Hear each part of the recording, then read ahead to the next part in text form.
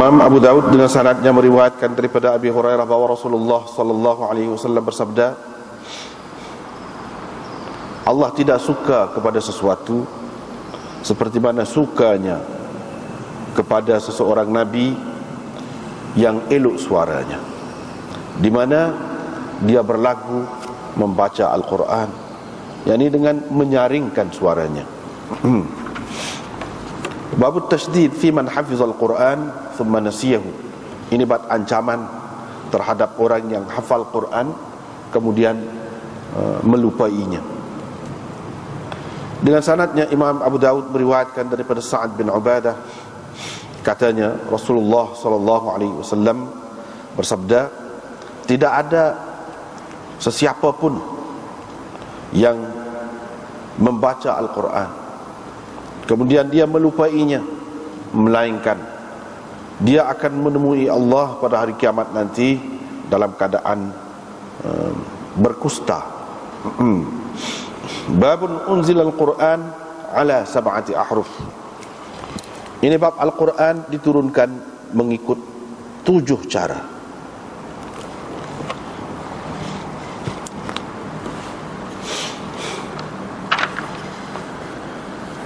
Imam Abu Daud dengan sanadnya meriwayatkan daripada Abdurrahman bin Abdin Al-Qari, katanya saya telah mendengar Umar bin Al-Khattab berkata, saya telah mendengar Hisham bin Hakim bin Hizam membaca surah Al-Furqan tidak sebagaimana yang saya baca. Padahal Rasulullah sallallahu alaihi wasallam telah mengajar saya membacanya. Hampir-hampir aku bertindak cepat terhadapnya, tetapi aku membiarkannya sehingga dia selesai. Setelah itu aku menyentap dia dengan selimutku, atau dalam satu nuskhah menyentap dia dengan selimutnya. Aku pun membawanya kepada Rasulullah sallallahu alaihi wasallam lalu berkata, wahai Rasulullah, sesungguhnya saya mendengar dia ini membaca surah Al-Furqan tidak seperti mana yang engkau ajar aku membacanya. Rasulullah sallallahu alaihi wasallam berkata kepadanya, bersabda kepadanya, Iqra, bacalah. Dia pun membaca. Yani Hisham, dia membaca bacaan yang aku telah mendengar dia baca sebelum itu. Rasulullah sallallahu alaihi wasallam terus bersabda, hakadha unzilat, demikianlah ayat ini diturunkan. Kemudian beliau berkata kepadaku, engkau baca. Saya pun baca, yakni kata Umar. Maka Nabi SAW bersabda, demikianlah ayat ini diturunkan. Thumma qala, kemudian baginda bersabda, sesungguhnya Quran ini diturunkan mengikut 7 cara, yakni 7 cara bacaan. Faqra'u ma tayassara minhu, oleh itu bacalah mengikut mana yang termudah daripadanya.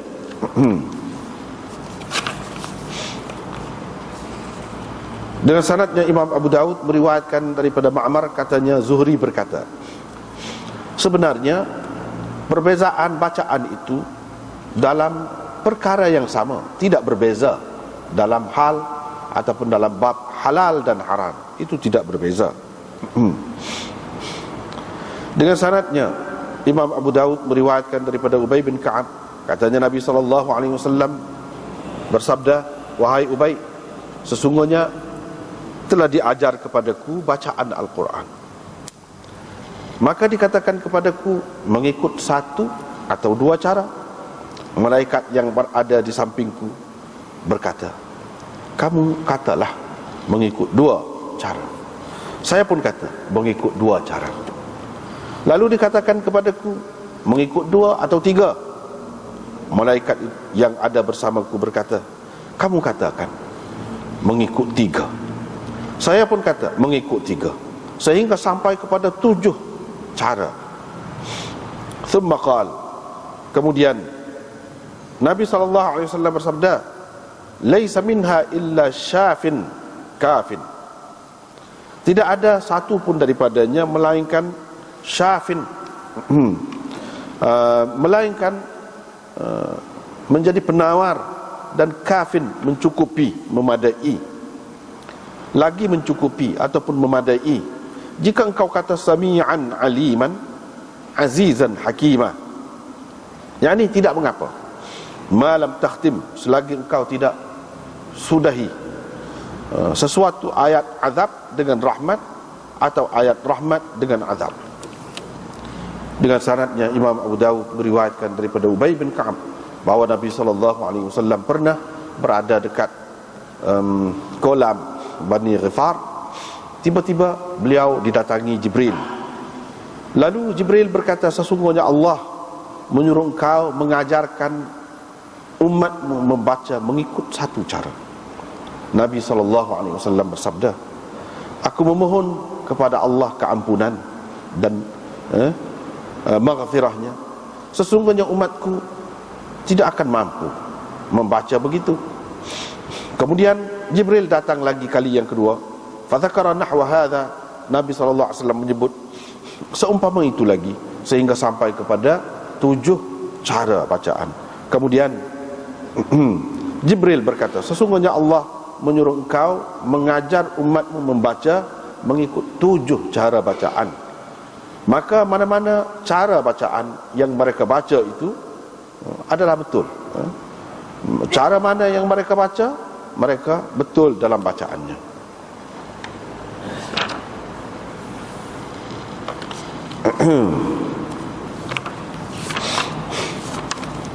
Kita ada lagi sambungan bab sebelum ni, iaitu bab kaifa yustahabbu at-tartil fil qiraah ataupun bab istihbab at-tarassul. Bab elok membaca Al-Quran dengan bacaan yang baik. Dalam bab tu banyak dah kita sudah baca hadis-hadisnya, dan ini adalah yang terakhir.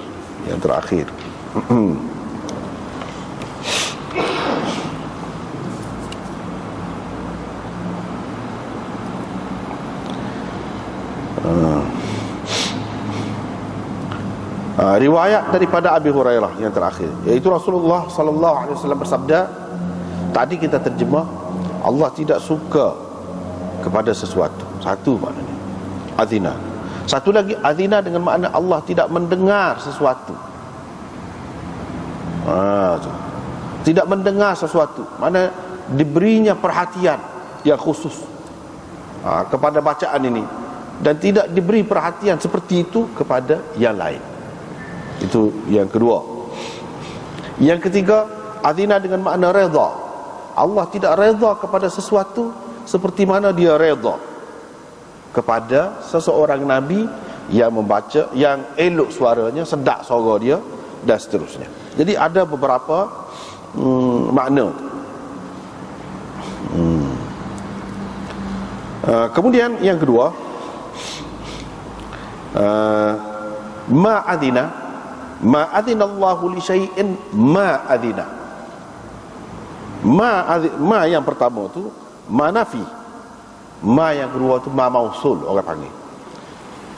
Yani mislama adina ataupun kama adina, seperti mana. Sebab tu kita terjemah begitu tadi, seperti mana dia redha ataupun dia suka, dia berkenan ataupun dia dengar. Itu beberapa makna tadi kan. Li nabiyyin hasanis saut. Siapakah nabi yang dimaksudkan di sini? Nabi yang elok suaranya. Dia baca Al-Quran dengan berlagu. Ada dua pendapat sini. Yang pertama, nabi ini tidak nabi kita, mana-mana nabi. Mana-mana nabi lah. Tapi kita kena pakai Quran. Yataghanna bil Quran di sini bukan dengan makna Quran ini, Quran kita. Quran di situ dengan makna al-maqru, apa yang dibaca. Yani kalau Nabi Musa dia baca kitab Taurat, kalau Nabi Isa dia baca kitab Injil, dan begitulah yang lain-lain. Quran dengan makna maqru, yang dibaca. Ataupun apa-apa bacaan dia, bacaan yang Allah SWT bagi kepada dia lah, dengan makna gitu.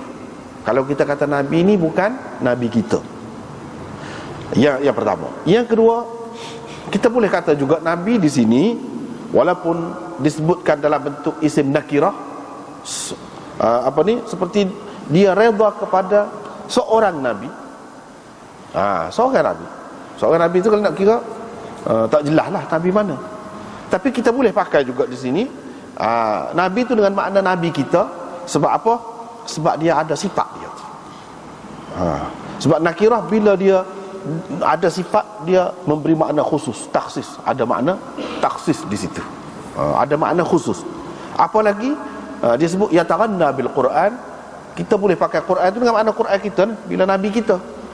Tak perlu kita takwil dah Quran itu dengan makna al-maqru' ke atau dengan makna al-qira'ah ke, tak perlu takwil dah. Gitu. Boleh. Maknanya Allah berkenan, Allah suka, Allah redha, Allah dengar dengan sungguh-sungguh. Bila dia dengar sungguh tu, tanda kenal. Lepas tu dia dengar sungguh tu, dengar molek, kita kata tidak sebab lain pun dengar juga. Tapi maknanya dari segi balasan yang dia akan bagi pun tidak sama bila dia kenal tu. Apabila orang baca tu, nak ayatnya kelebihan Quran, dibaca dengan baik, pahalanya banyak. Bukan khusus dengan Nabi saja. Nabi lah yang ajar begitu. Kalau tak ada faedah umat dia baca molek, dia ajar buat apa? Molek tu. Dan dia sendiri tu baca molek buat apa? Menunjukkan baca molek tu ada keistimewaannya. Allah SWT kenal, Allah SWT dengar dengan baik. Dengar dengan baik tu maksudnya dia akan memberikan balasan yang setinggi-tingginya kepada orang yang mengaji Quran lagu tu. Waktu nak sininya. Paling dia kenal. Dengar macam-macam kan orang dengar ni. Dengar orang kecek, dengar orang ngajar, dengar ceramah, dengar lagu, macam-macam dengar. Masing-masing lah. Ni sedap ni sedap. Dengar muzik. Allah kenal. Bagi dia hak sedap, hak molek, hak lebih, hak istimewa apa dia? Quran. Apabila Quran itu dibaca dengan elok, dengan baik, hak tu Allah SWT paling kenal. Boleh jadi kita berasa kurang sedap, kita berasa muzik lebih sedap, kita berasa lagu lebih sedap. Itu perasaan. Itu masalah perasaan kita saja. Yang sedap ialah yang betul-betul berguna kepada kita dunia dan di akhirat. Yang menjadi panduan, menjadi pembimbing kepada kita dunia dan akhirat. Bukan yang menyebabkan jiwa kita semakin resah, semakin gelisah. Bukan. Adapun hak lain-lain itu walaupun sedap pun sebentar aja. Ataupun selapih. Apabila ditinjau dari banyak sudut, banyak lapis lah, dia banyak hak tak molek lah kesal dia tu. Kesal dia tu benda hak tak molek banyaknya.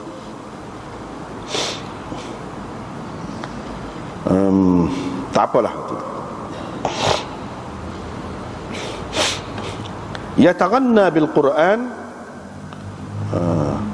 Supaya sebelum pada ni juga dia, kita terjemah tadi dengan makna berlagu. Sebab bab ni lebih sesuai dengan makna baca dengan molek tu. Bila baca dengan molek, mana baca dengan berlagu lah kita kata. Itu lebih sesuai. Tetapi ada beberapa makna yataghanna yang lain seperti sebelum pada ni sudah disebutkan juga, iaitu dengan makna dia berasa cukup. Seorang Nabi yang elok suara dia berasa cukup. Dia berasa dia kaya, tidak memerlukan kepada sesuatu yang lain lagi, kepada kitab-kitab lain lagi. Dia pandai dengan hak tu. Dan dia tidak bawa apa-apa. Perjuangan dia bawa tu, kejayaan dia, apa dia, pencapaian dia pun berdasarkan hak tu. Dia berasa cukup dengan hak tu. Maknanya orang yang berasa Quran ini sudah memadai, sudah cukup untuk panduan hidup dia, itulah yang Allah kenal sangat. Bukan sekadar baca saja sedapnya. Mana jiwa tu berasa cukup dengan Quran. Tidak kata duduk tercari-cari hak lain lagi. Tak cukup, tak padai dengan hak ni, nak cari hak lain lagi. Tidak gitu. Mana kalau Nabi dia ajar begitu, umat dia pun dia nak gitulah juga. Dia nak gitulah juga. Bukan makna tak boleh baca benda lain, buat lain. Nak buat rujukan yang muktamad, kata pemutus tak boleh. Surat khabar boleh baca. Tapi nak kata betul belaka, tak boleh nak pakas, tak boleh. Banyak lagi benda-benda yang tak bersih dalam semua yang dibaca, tapi berbeza dengan Quran. Dan hak lain kalau baca pun tidak boleh pahala, dapat maklumat gitu je. Maklumat tu pula maklumat yang tak ada sebelah mana pun. Kalau kita tak tahu, tak apa. Hak ni tak boleh, tak tahu. Itu beza je. Dia berasa tidak perlu kepada orang, bahkan padan dengan Quran itu. Yajharu bihi, dia membacanya dengan nyaring. Baca dengan nyaring. Mana? Maknanya nak ayat di sini suara sedap. Kalau kurang sedap sikit pun belajarlah biar jadi sedap tu. Dengan baca mengikut tajwid tu dia akan jadi sedap lah ke mana-mana pun. Tak sedap pun dia akan jadi sedap. Kalau hak sedap dah tu lagilah bertambah sedap. Yang keduanya baca mengikut kaedah dia. Itu makna yang tak kena. Yang ketiga baca derah. Yang keempat baca derah dalam sembahyang. Tu lebih benar tu. Kalau sini tambah soal lagi, Nabi hak baca 5 kali. Mana cukup bermakna apa yang seseorang Nabi baca. Kalau dia tidak baca dalam sembahyang pun, kemah dah dia baca dalam sembahyang, makmum ni pula ikut. Dalam keadaan semuanya hati masing-masing itu dipertautkan, dihubungkan dengan Allah Subhanahu Wa Taala. Dia dengar baca, belajar sambil dalam sembahyang. Nabi tu pula sedap suara, baca pula dengan berlagu mengikut kaedah dia. Lepas pada tu baca derah, boleh orang alik belakang ni dengar. Terutamanya kepada sahabat-sahabat yang cukup faham bahasa Quran tu, dia dapat ambil sebanyak mungkin lah pengajarannya. Hak mana-mana nak ngapa Quran tu pun mengikut tertib lagu mana, ayatnya, lagu mana, semua segala-galanya dia boleh belajar daripada Nabi SAW melalui sembahyang. Nabi SAW tidak kata mengajar Quran seperti guru Quran kita secara khusus mengajar nak hari duduk cokoh pada masa tertentu. Tidak, dia boleh-boleh gitu. Boleh-boleh gitu. Tidak kata masa khusus. Maklum masa ni pukul 9 sampai pukul 10 misalnya, untuk ni tak ada lagi tu. Bahkan kebanyakan ajaran dia tu disampaikan melalui sembahyang dia. Quran itu disampaikan melalui sembahyang. Dia nak tahu, tengok sembahyang dia, sembahyang lagu mana, ikut alik belakang dia tu kan, boleh dengar lagu mana. Dan dengan duduk baca dalam sembahyang semua tu, sahabat-sahabat boleh tahu ayat ni dalam surah ni dulu tak ada, tiba-tiba ada di celah tu. Hak baru mari, hak baru sampai kepada dia, dia mengikut turutan dia. Sahabat tu dengar, ingat belakang. Itu dia. Satu makna yajharu tu gitu. Yang kedua, makna yajharu ni tidak semestinya dalam sembahyang. Dia baca Quran tu tak baca hak lain tu.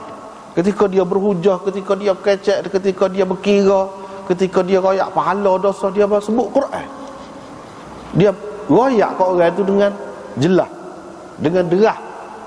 Bukan kohodak, bukan bisik, tidak. Dengan derah dia royak kepada orang ramai tu. Jadi orang ramai pun boleh tahu selalu gapo dia yang dia baca tu. Itulah orang panggil Quran. Itulah orang panggil Qurannya. Boleh tahu. Orang kafir sekalipun boleh tahu. Dan sampailah risalah Allah, perutusan Allah kepada manusia ni melalui Nabi yang baca derah tu. Siapa lah, siapa dia Allah, gapo dia akhirat, gapo dia hidup, gapo dia mati, boleh dengar melalui bacaan Nabi sallallahu alaihi wasallam. Itu makna yajharu bihi. Tetapi para ulama hadis berselisih pendapat tentang yajharu bihi ini. Adakah lafaz hadis yang asal? Lafaz hadis yang asal, mana hak Nabi kata tu yajharu bihi tu, ataupun hak Nabi katanya yataghanna bil Quran, sekat tu yajharu bihi ini adalah tafsiran daripada perawi nak raya apa makna yataghanna bil Quran itu. Apa makna hak sebelum pada itulah Hasan as-Saud yataghanna bil Quran itu apa makna? Iaitu yajharu bihi. Makna ini adalah kata-kata perawi. Kalau ini kata-kata perawi, maka orang panggil hadis ini adalah hadis mudraj. Mana hadis yang sebahagian lafaznya zahirnya nampak macam Nabi kata, hak sebenarnya tidak. Nabi SAW kata hak tu adalah huraian perawi terhadap makna hadis, kehendak hadis. Ada juga. Itu orang panggil hadis mudraj. Dan hadis mudraj ini kena telitilah. Kita tak boleh kata hak Nabi tidak kata tu sebagai hak Nabi kata. Ini kerja ulama hadis lah yang menentukan hak ni hak Nabi kata ke tidak. Macam hak ni dia cukup mengelirukan, sebab dia tidak ada buat pemisahan, macam sekali gitu sebut. Boleh mengelirukan. Tetapi melalui kita belajar hadis ni, kita boleh tahu di sini ulama ada bahas hak ni dia kata gini, hak ni kata gini. Misalnya kalau kita tengok mengikut zahir Abu Daud ini, Sunan Abi Daud, nafas yajharu bihi ni nampak macam masuk dalam hadis, yakni hak Nabi kata juga. Sedangkan walaisa kadzalik, kata dia dalam kitab kita ni pun ada 313 bawah. Sedangkan tidak gitu. Sebab li'annahu akhraj al-Bukhari min tariq Ibn Shihab. Sebab Imam Bukhari meriwayatkan melalui tariq Ibn Shihab, qala akhbarani Abu Salamah bin Abdurrahman an Abi Hurairah. Maknanya ni juga dari riwayat Bukhari itu lebih kemah lagi, iaitu dia kata qala Rasulullah sallallahu alaihi wasallam lam ya'dhanillah, bukan ma'adzinallah, samalah, cuma ini dalam bentuk fi'il mudhari' tapi ada lam menunjukkan madhi fudullah lah. Lam ya'dhanillah li nabiyyin ma adzina li nabiyyin an yataghanna bil Quran. Sekat tu.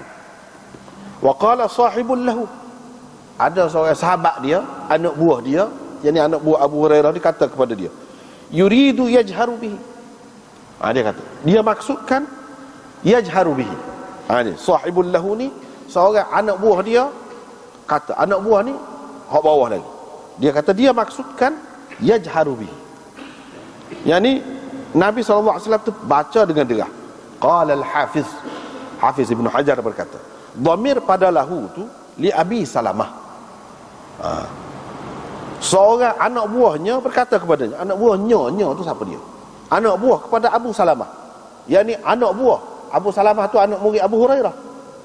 Hak kata ni dalam Bukhari kata, seorang anak buah dia kata kepada dia, anak buah kepada Abi Salamah, hak bawah lagi, perawi di bawah lagi, kata kepada dia.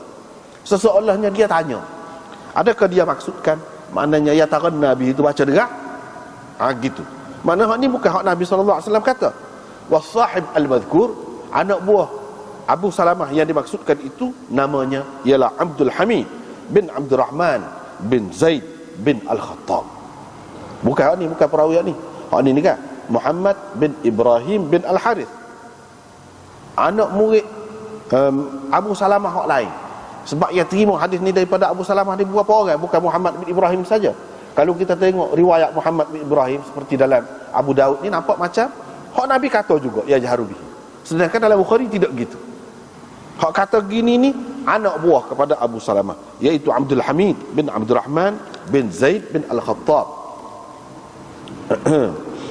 Hak ni Zubaidi menerangkannya daripada Ibn Shihab dalam hadis ini.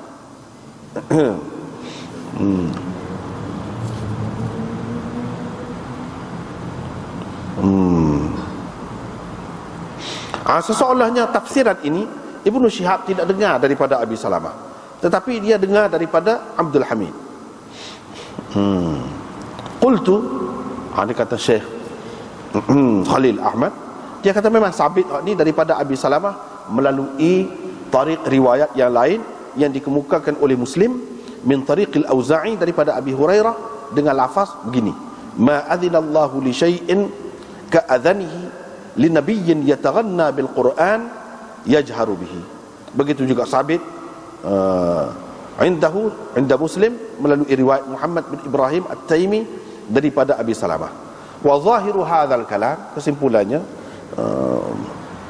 kalam ini zahirnya ni hak kata yajharu bihi, ini adalah tafsiran daripada Abi Salamah, dan mudraj fil hadis dimasukkan di dalam hadis. Hak sebenarnya ini adalah kata-kata Abu Salamah, yajharu bihi. bukan kata-kata Nabi SAW. Begitu. Tak apalah, ke mana-mana pun hendaknya Allah SWT kenal sangat, suka sangat, redha sangat kepada orang yang mengaji Quran. Dia mengaji Quran tu mengaji dengan molek lah. Mengaji dengan molek. Ataupun orang yang menggunakan Al-Quran di dalam menyebarkan ajaran Islam. Untuk menyampaikan ajaran Islam, dia gunakan Quran itu. Allah kenal sangat. Mana hak dia berderah suara dia baca Quran gapo, waktu Allah kenal sangat. Sebab apa? Sebab dalam Al-Quran itu ada tarikan dia sendiri, ada daya dia sendiri, ada kekuatan dia sendiri. Dengan sebab itu kita tak boleh tinggal Al-Quran, terutamanya dalam berdakwah. Dalam berdakwah kena pakai Al-Quran, itu utama. Habis di situ cerita tentang bab tentang baca Al-Quran dengan baik. Ini bab ancaman, ancaman yang berat terhadap orang yang menghafal Quran lepas tu terlupa. Tak boleh. Memanglah bagus baca dalam sembahyang apa ni, kita baca Quran sebab kita ingat, memang bagus. Dan Tuhan kenal, Tuhan suka, Tuhan redha kepada orang tu. Tapi kena beringat orang menghafal Quran, jangan jadi terlupa. Sebab kalau terlupa ancamannya berat.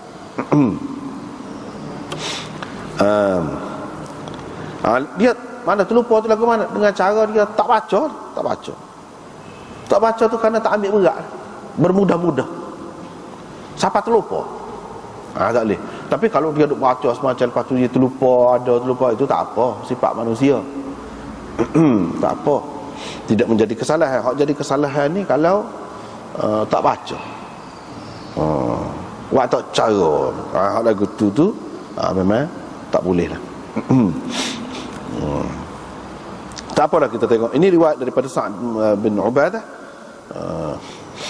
Hadisnya seperti kita baca tadi lah. Makna dia, tidak ada sesiapa pun, seseorang pun yang membaca Al-Quran kemudian dia terlupa. Jadi ada dua pendapat di sini. Ada yang mengatakan baca Quran ni maksudnya orang yang ngapal Quran lepas tu terlupa. Ada yang kata dia mengikut zahir dia, iaitu seseorang yang boleh baca Quran, baca ni baca nengok lah, lepas tu dia terlupa, tak tahu dah huruf ke apa ni, baca lagu mana ni. Padahal dulu boleh baca nengok, ni baca tengok pun tak boleh baca. Itu makna yang kedua. Sebab tu dia kata dalam syarah ni, bin nazar indana, mana terlupa walaupun dengan tengok tak boleh nak baca, mengikut kita ulama dalam mazhab Hanafi. Wa bil ghaib inda Syafi'i, mengikut Syafi'i, mana terlupa ni maknanya tak ingat lah, tak ingat. Itu makna bil ghaib, tak ingat. Dulu dia ngapal Quran, lepas tu dia tak ingat. Gitu.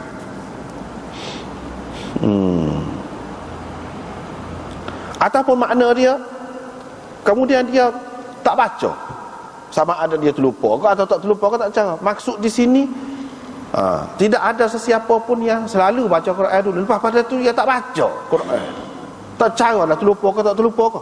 Tak boleh lah begitu. Itu makna yang ketiga. Dengan sebab itulah dulu orang-orang kita tak berapa berani nak ngapal Quran. Sebab dia pegang hak Syafi'i tu. Syafi'i kata ngapal Quran kalau terlupa lagu ni lah, berat. Tapi orang-orang Hanafi ramai orang dia ngapal Quran. Sebab apa? Dia gengnya sikit. Orang kita takut lah nak ngapal Quran. Sebab apa takut? Dosa lah ni. Dia termasuk dalam dosa besar juga. Termasuk dalam dosa besar juga. Sebab tu tak berani. Tetapi cara terima yang seperti itu tidak berapa sesuai lah, tidak berapa membawa manfaat kepada orang ramai. Sebab orang jadi jauh daripada Quran. Yang pentingnya kita kata, maknanya orang yang ngapal Quran dengan sengaja dia tak cara siapa terlupa. Terlupa tu berat benar lah. Siapa kalau baca pun dia tak boleh baca. Padahal dulu kalau tak tengok pun dia boleh baca. Ni kerana tak cara tu, tak cara benar tu, mana kalau tengok pun dia tak boleh baca. Hak lagu tu. Siapa perekat tu, barulah maknanya berat, barulah dosa besar. Kalau dia tu habis cekak dah baca, lepas tu tak ingat, terlupa. Hak lagu terlupa tu sebelum pada ni kita sudah jumpa dah kan, Nabi ada ketika terlupa. Nabi ada ketika terlupa. Dia dengar sahabat dia baca, mujur dia baca, dia kata aku. Maknanya sahabat-sahabat ingat dah lah baca tu. Jelas dah, bukan maknanya sahabat tak ingat, dia pun tak ingat jadi hilang dah. Semua ingat, cuma dia ada terlupa sebagai sifat manusia. Itu sah. Yang keduanya, mana seorang yang baca dah, habis cakap baca dah, tapi dulu kuat dah lah bacanya, lepas pada tu dia sibuk lah nego ko, ataupun sibuk dengan kitab lah, sibuk dengan kitab lain, nak baca kau tu, nak buat kajian kau tu ni, tak ada lah nak baca supaya dulu. Lepas tu dengan sebab tu adalah terlupa sikit sebanyak. Itu dimaafkan, tak apa hak lagu tu. Tidak orang panggil terlupa yang dimaksudkan di sini. Lepas tu dia sebut ajdam, pada hari kiamat nanti dalam keadaan berkusta. Apa makna di sini? Mana dalam keadaan rongok, saqitul asnan, rongok kita kata, huda lah, huda. Ataupun dalam keadaan orang yang berkusta, lagu mana? Terputus-putus anggotanya. Itu makna dia. Ataupun mana dia, ada juga ulama yang mengatakan dia tidak mendapati sesuatu yang boleh dia pegang pada hari itu untuk kemukakan alasan dia. Mana tak ada sesuatu alasan, tak ada. Tak ada sesuatu sandaran, tempat berlindung, tak ada. Gitu maksud dia. Ataupun maksud dia di sini, dia menundukkan kepalanya, tak akak-akak kepala di hadapan Allah SWT kerana malu, disebabkan oleh dia terlupa kalam Allah SWT. Dia jadi malu. Itu maksud ajzam itu. Ajzam itu maknanya orang penyakit kusta kan, dia malulah nak jumpa dengan orang, tak sejumpa dengan orang. Gitu maksudnya.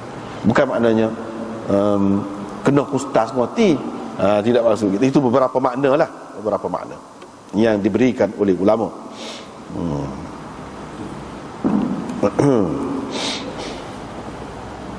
Macam-macam lah pendapat lagi yang lain.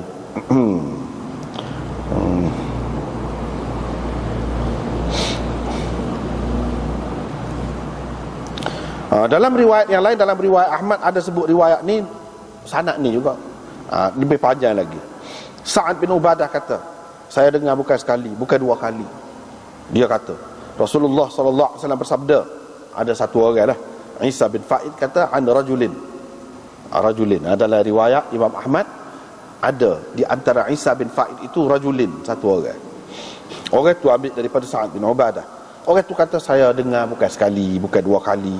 Sa'ad bin Ubadah ni kata Rasulullah SAW bersabda, ma min amiri asyaratin, tidak ada seorang pemimpin yang memimpin walaupun 10 orang, melainkan pada hari kiamat nanti dia akan datang dalam keadaan terbelenggu, dan belenggunya itu tidak akan pecah kecuali oleh keadilannya.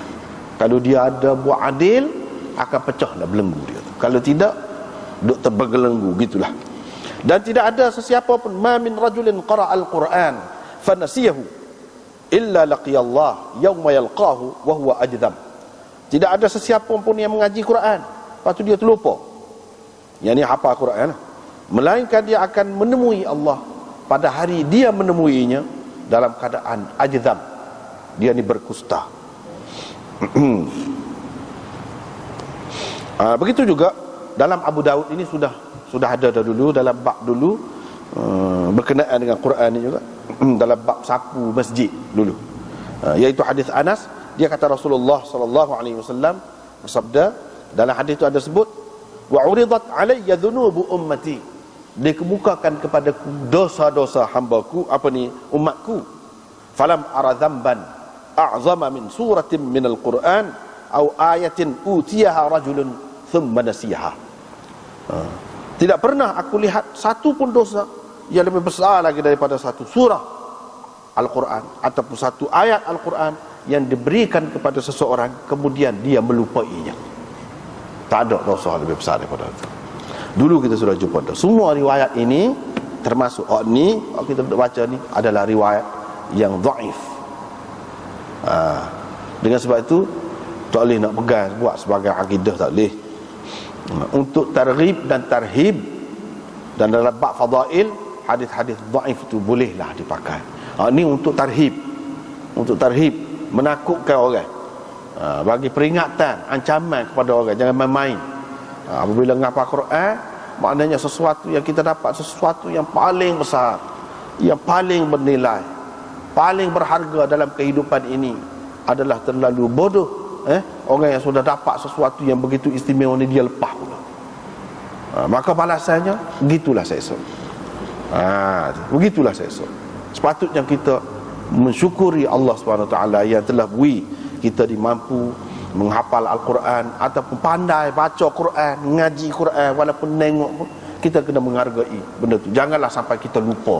Kalau benda lain tak apa, kita belajar bahasa mana-mana pun, lepas pada tu kita tak ingat dah nak baca tulisan dia, tak apa. Padahal bahasa tu ada kelebihan dia juga, ada kelebihan dia juga. Walaupun begitu tidak seperti Quran ni tidak gitu. Rugi. Pasal apa jadi gitu mon? Padahalnya kalau dia tak faham makna pun dia baca saja je boleh pahala tu. Pak kita ni nak pahala dah, baca saja boleh pahala dah. Kalau gak lain tak boleh. Macam mana ya jadi siapa tinggal gitu mo tu? Walaupun ini mana dalam bab ancaman. Dengan sebab itu ulama-ulama sebutkan sebagai dosa-dosa besar ni kan banyak. Misalnya Az-Zawajir an Iqtirafil Kabair, dalam kitab tu Hafiz Ibnu Hajar Al-Haytami tulis sampai 400 lebih dosa besar. Dalam Al-Kabair Az-Zahabi 70 lebih. Macam-macam ulama tak serupa. Sebenarnya yang jadi beza tu sebab ada khilaf saat ni lah. Setengah-setengah ulama yang bila banyak sangat tu sebab dia kira ada dalam hadis. Caralah benda tu setara mana, diterimanya, kedudukannya setara mana, betul-betul boleh ditakwil ke tidak boleh ditakwil ke, tak cara tu. Misalnya pakai labuh saja, sudah dikira dosa besar. Padahal ada perincian lagi di situ. Labuh tu dengan maksud gapo? Lebih pada buku lali tu dengan maksud lagu mana? Hak nak jadi ke dosa besar tu. Tapi dia pakai umum gitu. Sebab tu jadi banyak tu. Misalnya hak ni, orang yang ngapal Quran, jadi selalu. Padahalnya sini ada khilaf lagi. Ada ulama yang mengatakan bukan hak ngapal Quran, hak boleh baca, tengok. Tiba-tiba lama dia tinggal awak tak cara, tengok pun tak boleh. Ataupun kalau nak kata ngapal Quran dah mula, bukan setakat nengok, lepas pada tu baca nengok pun tak boleh. Hak lagu tu bukan makna hak terlupa lebih kurang gitu, kerana sebab-sebab kemanusiaan, kelemahan manusia, tak termasuk hak tu. Tapi kalau kita tengok hadis-hadis ni nampak macam umum sangat. Dengan sebab itu kita kena tengok antara ciri-ciri hadis dhaif, kalau tidak maudhu' pun dia ada benda yang berat, benda yang payah, benda tu nak dijaga. Misalnya nak ingat 100% daripada awal sampai akhir, tak ada terlupa. Sedangkan di sini tak ada perincian lupa lagu mana. Umum. Seseorang yang kalau terlupa tidak dengan sengaja pun lagu tu juga. Sedangkan dalam agama ni tak ada lah keberatan siapa lagu tu mo. Siapa hak tidak sengaja, tidak pisah, maknanya dosa besar gitu mo. Siapa dihukum berat begitu sekali di akhirat. Itu tidak nasabah. Itu antara ciri-ciri. Kalau kita perhati hadis dhaif memang ada lagu. Walau bagaimanapun apa yang sebut juga. Apa yang bubuh dalam kitab ni. Nak ayatnya untuk tarhib. Dia ada hadis-hadis ni untuk pakai hak ni, boleh pakai hak ni. Hak ni tak boleh.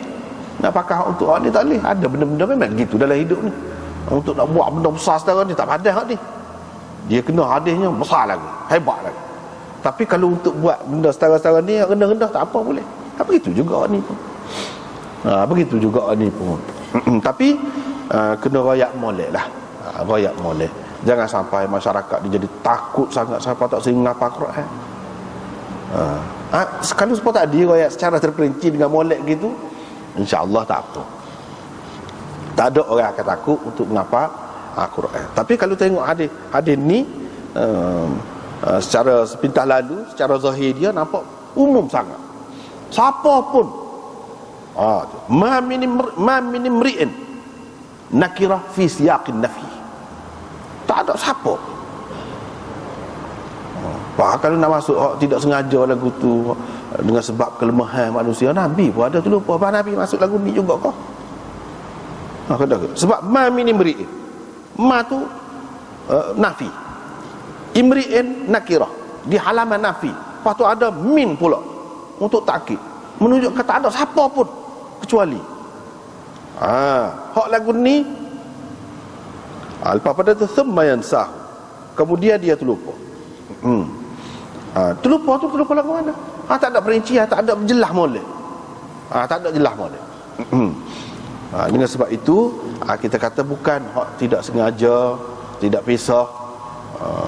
Hak tu yang dimaksudkan di sini. Kalau ya pun, kalau ya pun.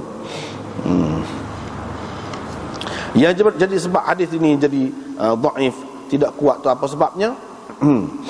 Sebabnya kalau kita perhati di sini, yang pertama Yazid bin Abi Ziyad an Isa bin Fa'id. Itu perawi tu. Dari segi sanadnya itu dia perawi. Isa bin Fa'id dia meriwayatkan daripada Sa'ad bin Ubadah fil ladzi yansal Quran, berhubung dengan orang yang terlupa Al-Quran. Wa qila an rajulin, ada setengah ulama kata dia ni bukan meriwayatkan terus daripada Sa'ad bin Ubadah, tapi daripada satu orang lain. An rajulin, memang betul ada hak tu. Seperti yang kita baca tadi dalam Musnad Ahmad ada. Dalam Musnad Ahmad, mana Isa bin Fa'id tu dia ambil an rajulin, daripada seorang lelaki. Seorang lelaki tu ambil daripada Sa'ad bin Ubadah. Seorang lelaki tu dalam Musnad Ahmad tadi kita sudah baca tadi, dia kata aku bukan dengar sekali, bukan dua kali Sa'ad ni royak. Dia kata dia dengar Nabi SAW kata gini. Baik, siapakah? Satunya Isa bin Fa'id tu sendiri tu tak boleh pergi dah. Tu.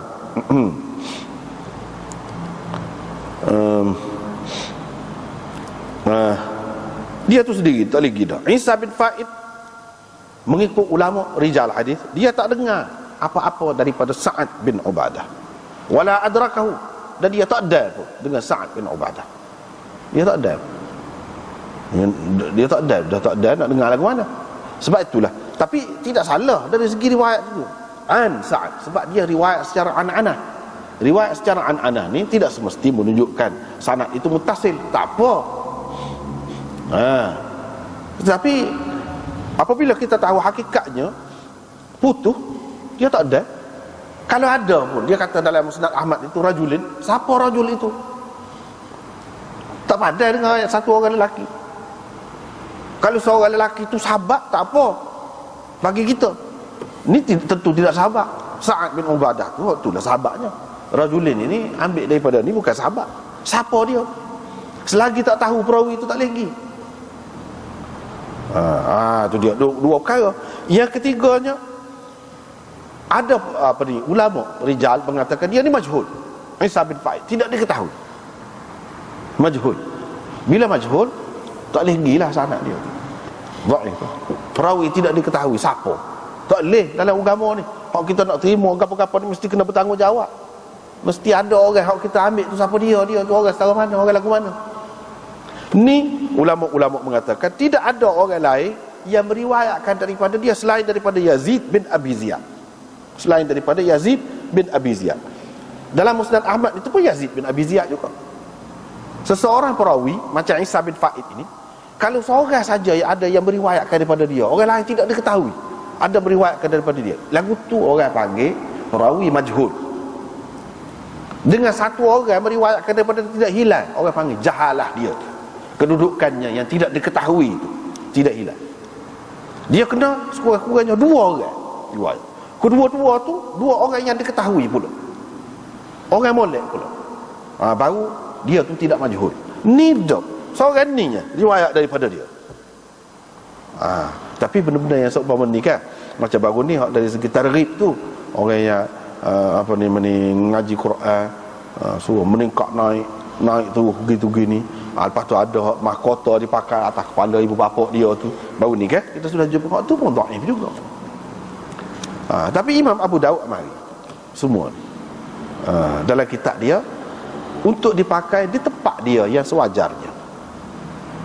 Bukan untuk nak kata dah ada dalam Abu Daud maka sahih belaka. Sahih lagu mana? Tak sahih. Tak boleh pergi. Misalnya hak ni tak sahih, siapa dia nak kata sahih? Tak ada seorang pun ulama kata sahih. Tapi apa dia nak mari juga? Bukanlah makna siapa dia ni dikatakan sebagai pendusta. Dah. Kalau pendusta maudhu' jadi. Kalau maudhu' tu tak boleh lah. Cumanya begitu. Tidak jelas mana. Tapi tidak ada sesiapa pun kata dia ni pendusta. Kalau ada orang kata dia ni pendusta, tak boleh. Tak boleh. Tidak. Dengan sebab itu, untuk targhib, bolehlah kita pakai riwayat setara ni. Untuk bagi peringatan, ancaman kepada budak-budak, biar dia beringat, biar dia ambil berak sikit.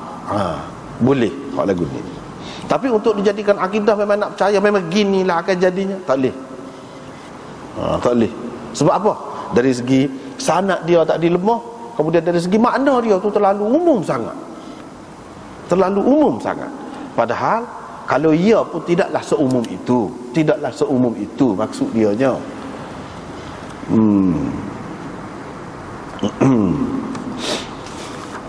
Gitu. Banyaklah sebab tu kalau kita tengok dalam kelebihan-kelebihan Quran ni kan, kebanyakannya adalah dhaif. Sama ada ala kelebih ke ataupun ala keancaman macam ni ke, kebanyakannya dhaif. Hak sahihnya antaranya khairukum, dulu sudah ada dah, man ta'allama al-Quran wa 'allamahu. Cukup dah tu kalau nak kiranya. Sebaik-baik kamu umat ni sampai kiamat ialah orang yang ngaji Quran dan mengajar Quran. Cukup dah tu. Khairukum, sebaik-baik kamu. Sebaik-baik kamu. Tak boleh kau untuk nak jadi hak peringkat ni. Kalau nak kata-kata sebaik-baik kamu orang pergi perang, bukan semua mampu kan? Bukan semua berdaya. Sebaik-baik kamu yang bagi derma gitu kan, bukan semua kaya. Nak ngaji Quran tak boleh. Siapa dia halal? Untuk jadi sebaik-baik. Kita jadi sebaik-baik manusia juga kalau boleh hak ni. Walaupun tak boleh buat lain, tak boleh buat. Hak tu adalah yang paling mudah. Paling mudah. Apa nama ni? Satu kaedah ataupun cara yang paling senang kepada umat ni. Sebab semua boleh buat. Hak sesak ke, hak tak boleh pergi mana, hak tak boleh perang, hak tak boleh gapo ke, boleh berlaku. Dan boleh buat sama sepanjang masa. Uzur dah ke boleh. Tapi kalau hak lain-lain tu tak tu. Hak lain-lain tu tak boleh nak buat sepenuhnya kan. Hak ni boleh.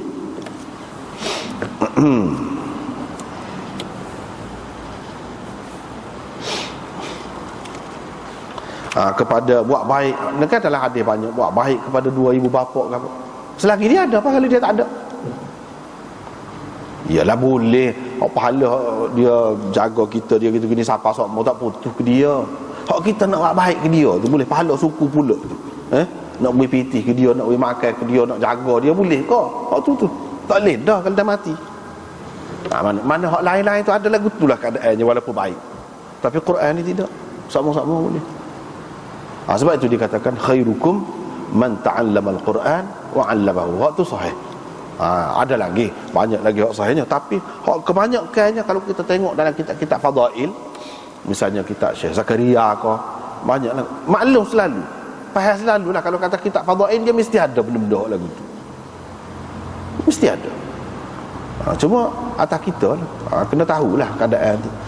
Ni tidak sahih, ni dhaif, ni boleh pakai. Kalau maudhu' tak boleh pakai. Tapi ada juga dalam setengah-setengah kitab fadail tu sampai ke peringkat hak maudhu'. Dia sekadar bubuh dalam tu. Dalam kitab fadail memang dia longgar lah. Untuk kita nak pakai, nak kata oleh kerana dia ulama hadis besar, dalam kitab fadail dia tu ada menunjukkan dia mensahihkanlah hadis tu. Tak boleh kata gitu. Tak betul tu pakai gitu. Mana kita terikat dengan kaedah juga. Pergi mana pun kena pakai kaedah juga. Tak boleh kata buat orang ni maka sahih dah, tidak jadi gitu. Macam ni lah, macam ni. Dalam Abu Daud pun dah tidak sahih. Tidak sahih lah. Dengan sebab itu ulama-ulama dalam syarah-syarah semua kata tidak sahih. Tak ada kata sahih. Buat Abu Daud. Semoga Abu Daud ni orang besar. Tak ada lah kata. Hak sahih tetap sahih. Dan hak sebenarnya untuk jadi pegangan kita sudah cukup. Dengan hak sahih-sahih itu saja sudah cukup dah. Hak sebenarnya banyaklah hak yang seumpama ni kan, berkenaan dengan sembahyang. Ada apa ni, kata kalau tinggal sembahyang asas apa dengan zina dengan ibu, kalau tinggal sembahyang zuhur gitu tak perlu tu. Hak tu maudhu' tu. Hak tu tak boleh pakai langsung. Untuk targhib pun tak boleh, tarhib pun tak boleh. Tu. Untuk tarhib fadail pun tak boleh. Haram. Kalau buat juga sebab benda tu dosa. Tu tak boleh. Pada dengan dalam Quran, fawailul lil musallin alladzina hum an salatihim sahun. Pada tu wail, kecelakaan untuk orang-orang yang bersembahyang. Mana hak sembahyang ni pun kalau tak kena gaya boleh wail juga. Ada ulama kata wail tu neraka. Masalakakum fi saqar qalu lam nakum minal musallin. Apa yang masuk dalam neraka saqar ni? Buat kita dulu tak sembahyang. Cukup. Tersedut rakyat lah supaya gini-gini ni. Padan dah tu kepada kita. Tak boleh lah mana tak sembahyang. Itu maknanya meninggalkan sembahyang dosa besar. Pasal apa? Ancamannya neraka. Dosa besar ni tanda dia lagu mana? Kalau tak buat, kalau ataupun sebaliknya kalau buat, ada ancaman berat. Macam neraka gapo tu. Macam ni. Macam ni. Berkusta di hari kiamat saya rasa. Tak ada hujah, malu kepada Allah Subhanahu Wa Taala saya rasa. Tu sifat dosa besar tu. Tapi masalahnya sabit kau dulu. Lagu mana? Perincian dia. Waktu kena tahu pula. Begitu juga tak lama dah kita nak puasa ni. Ada pula kadang-kadang sembahyang tarawih ni kan. Malam ni pahala dia sembahyang tarawih ni sebab gini. Tu tak ada asas. Tu tak ada asas. Memang ada dalam kitab Durratun Nasihin ada. Tapi kitab tu bukan kitab yang muktabar. Dalam tu ada macam-macam. Hak sahih, hak dhaif, hak maudhu' pun ada. Hak tu termasuk dalam hak maudhu'. Tak boleh pakai hak tu. Kalau malas sekian-sekian supaya dengan jihad sama dengan nabi-nabi dulu, mati syahid mana senangnya. Nak buat, nak mati syahid, nak berjual dengan nabi ni, benda tak ada sebelah mana. Kalau kita semayang malas sekian-sekian, semayang tarawih gitu, jangan. Itu dosa, tak boleh. Walaupun untuk targhib, menggalakkan orang untuk semayang tu kan molek, biar meriah, biar penuh masjid, pakak tak boleh agak lah gitu. Jadi kita kena beringatlah. Setengah-setengah tu masih ada lagi, tapi kena pakat royak. Kalau tidak, orang dalam keadaan tak tahu maksud dia tu molek. Kita tidak kata semua orang yang sebar benda tu maksud dia tak molek. Dia tak sedar, dia tak tahu. Tu je, dia tak tahu. Dia ingat kemolek benda tu. Jadi tidak bolehlah setiap yang disebarkan itu mana kita terima selalu. Kena pastikan dulu. Termasuklah walaupun Quran ni memang lebih paling utama, Tuhan paling kenal sekali pun, tengok dulu benda tu lagu mana. Nak pegangan, nak kepercayaan. Siapa tak degih tak boleh ubah dah. Tak boleh. Setara ni tak boleh. Begitulah. Walau bagaimanapun bukanlah ini memberi arti kita dah tak apa gak, tidak ada ancaman lagu ni kita tak apalah mudah-mudah. Tidak nak suruh gitu. Tidak nak suruh gitu. Kita kena ingat Quran itu yang paling bernilai, paling berharga dalam kehidupan ni. Setelah Allah SWT bui kepada kita adalah tidak pernah sabar sekali. Tak masuk akal kalau orang tu dia orang yang bijaksana, dia akan meninggalkannya terus. Siapa tak boleh nak baca, nengok pun tak pernah sabar. Nyatalah dia memang dia berasa tak ada rega benda tu. Selama ni seseorangnya rugi dia mengaji. Kalau siapa lagu tu berat tu. Berat, janganlah jadi gitu. Sebab benda ni memang berharga. Ada kesedaran lagu tu cukup. Tak payah dah duduk eret-eret benda-benda hak tidak sahih nak buat pegangan. Lepas tu siapa jadi takut ancam masyarakat, siapa orang tak sehingga apa Quran, bukan dia tu. Kerana benda-benda gini. Tu benarnya. Oleh kerana bab selepas ni mungkin jadi panjang, kita kena berhenti sekat itulah. Allah